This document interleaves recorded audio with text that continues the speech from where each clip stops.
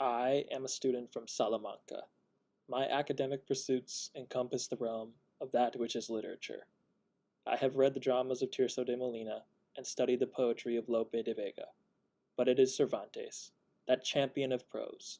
It is his works for which I am proud to be erudite. With that preface complete, I shall now recount the story of how the devil dispossessed me of my shadow. A few days prior, I barged into a stranger's house and demanded dinner.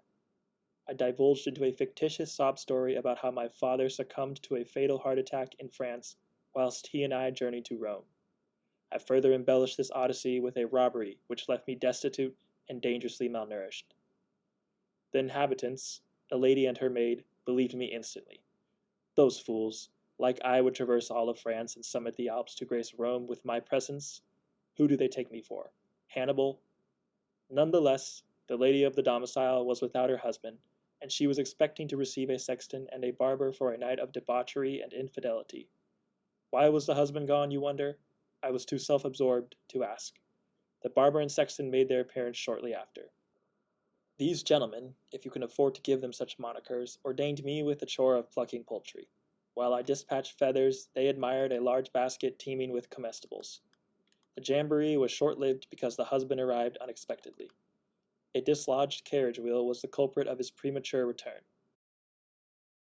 To avert scandal, the barber and sexton secluded themselves in the coal box, and I was ordered to hide in the hayloft. The hay was abusive to my skin and dealt me great discomfort. I escaped this predicament by revealing myself to the husband. My scholarly prowess allowed me to recite another artificial narrative. I disclosed to the husband that I was an alumni from the school sequestered in the cave of Salamanca. If the previous statement yielded confusion, then allow this next one to breach your ignorance. The cave of Salamanca is a school endowed by Satan, and concealed deep within the crypts of the church of San Cebrian. In this evil abode, pupils learn dark magic and acquire the skills to make present the entities of hell. I said to the husband I would summon 2 demons out of the coal box bearing a basket of delicious cuisine. The barber and sexton complied, seeing that I was the sole provider of amnesty for their treachery. The conjuring of these 2 demons was flawless. My cunning afforded me a wonderful meal and a bed for the night. While I slept, the devil afflicted me in my dreams.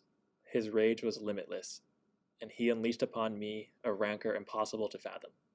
The devil took great offense to my duplicity and classified my crime as the most heinous display of stolen valor.